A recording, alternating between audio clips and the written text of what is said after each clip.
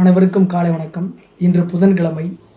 சர்வதேச பொருளாதார நிபுணர் டேனியல் கானமன் பிறந்த தினம் இன்று. இஸ்ரேலிய அமெரிக்க உளவியலாளர் சைக்காலஜிஸ்ட் கிடையாது, அதாவது உளவாளி கிடையாது, ஸ்பை கிடையாது. பொருளாதார அறிவியலுக்கான நோபல் நினைவு பரிசை வென்றவருமான டேனியல் கானமன் பிறந்த தினம் இன்று. டேனியல் கானமன் டெல் அவிவ் இஸ்ரேல் தலைநகரில் பிறந்தவர் 1934. இவரது குழந்தை பருவம் பாரிஸ், பிரான்ஸில் ஆகிய நாடுகளில் கழிகிறது. நாஜிக்கள் பிடியிலிருந்து பிரான்சில் இருந்தபோது ஏற்பட்ட அனுபவங்கள்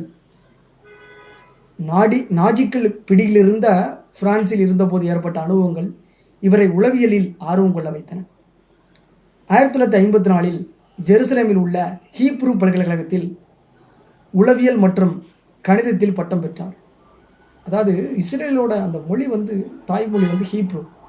அந்த ஹீப்ருன்ற பேரில் ஒரு பல்கலைக்கழகம் இருக்குது. அதே மாதிரி நம்ம தமிழ்லேயுமே தமிழ்நாட்டில் தமிழ் பல்கலைக்கழகம் அப்படின்னு ஒன்று இருக்குது, தஞ்சாவூரில் இருக்குது, 1000 ஏக்கர் கேம்பஸில். அந்த பல்கலைக்கழகத்தில் கொஞ்சம் போல ஒரு இடத்த தான் மாவட்ட ஆட்சியர் அலுவலகம் கிட்ட கொடுத்து மாவட்ட ஆட்சியர் அலுவலகம் திறந்து வைக்கப்பட்டு தமிழ் பல்கலைக்கழக அலுவலகத்தில் ஒரு ஓரமாக, தமிழ் பல்கலைக்கழக வளாகத்தில் ஒரு ஓரமாக அந்த மாவட்ட ஆட்சியர் அலுவலகம், தஞ்சாவூர் மாவட்ட ஆட்சியர் அலுவலகம் இயங்கி வருகிறது. வல்லம் ரோடுன்னு சொல்லுவாங்க அதுக்கு.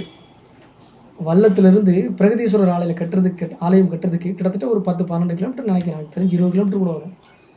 அந்த சாரம் போட்டிருக்காங்க அவ்வளோ தூரம் அப்படின்னு சொல்லி கேள்விப்பட்ட செய்தி. உளவியல் மற்றும் கணிதத்தில் இவர் பட்டம் பெற்றிருக்கிறார். இஸ்ரேல் பாதுகாப்பு படையில் உளவியல் பிரிவில் சேர்ந்தார். 1958 பெர்கலி மற்றும் கலிஃபோர்னியா பல்கலைக்கழகத்தில் உளவியலில் PhD பட்டம் பெறுவதற்காக அமெரிக்கா செல்கிறார். 1958 PhD, அதுவும் சைக்காலஜியில்.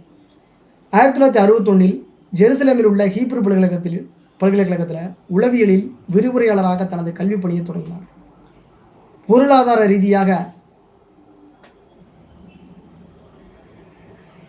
பொருளாதார ரீதியான முடிவுகளால் ஏற்படும் உளவியல் தாக்கங்கள், பிஹேவியரல் எக்கனாமிக்ஸ் தொடர்பான ஆராய்ச்சி பணிகளில் ஈடுபட்டார். இவற்றுக்கான கோட்பாடுகளை நிறுவினார். இதற்காக இவருக்கு 2002 வெர்னான் எல் ஸ்மித்துடன் இணைந்து நோபல் பரிசு வழங்கப்பட்டது. அமோஸ் டிவர்ஸ்கி மற்றும் பிறருடன் இணைந்து கானமன் தீர்வு விதிகள் மற்றும் தவறான எண்ணங்கள் மூலம் எழும் பொதுவான மனித தவறுகளின் அறிவாற்றலின் அடிப்படையை நிறுவினார். திரும்பி வாசிக்கிற பாருங்க. அமோஸ் டிவர்ஸ்கியோ மற்றும் மற்றவங்களோட சேர்ந்து இந்த கானமன் அப்படின்றவர், நம்ம பேசுகிறோம்ல, அவர் தீர்வு விதிகள் மற்றும் தவறான எண்ணங்கள் மூலம் எழும் பொதுவான மனித தவறுகளின் அறிவாற்றலின் அடிப்படையை நிறுவியிருக்கிறார். நவீன பொருளாதார கோட்பாடுகளை மறுசீலனை செய்ய வைத்த இவரது தீவிரமான சிந்தனைகள் இவருக்கு பெரும் புகழை பெற்று தந்தது. தீர்வு விதிகள் மற்றும் தவறான எண்ணங்கள் மூலமாக, இந்த 2 மூலமாக எழுகின்ற பொதுவான மனித தவறுகளின் அறிவாற்றலோட அடிப்படை, அதை கூட ஒரு அறிவாக தான் இவர் சிந்திக்கிறார். அதான் முக்கியமான ஒரு கோட்பாடு. நவீன பொருளாதார கோட்பாடுகளை பரிசீலனை செய்ய வைத்த இவரது தீவிரமான சிந்தனைகள் இவருக்கு பெரும் புகழை பெற்றுத்தந்தது. 2011 ஃபாரின் பாலிசி இதழில் உலக தலை சிறந்த சிந்தனையாளர்கள் பட்டியலில் இவர் பெயர் இடம்பெற்றது.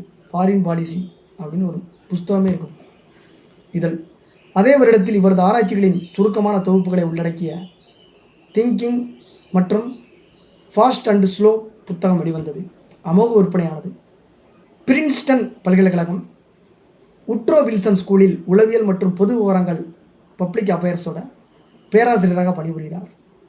மெக்சிகன் பல்கலைக்கழகத்திலும் கேம்பிரிட்ஜ் அப்ளைடு சைக்காலஜி ரிசர்ச் யூனிட்டிலும் விசிட்டிங் சயின்டிஸ்டாக பணிபுரிந்தார்.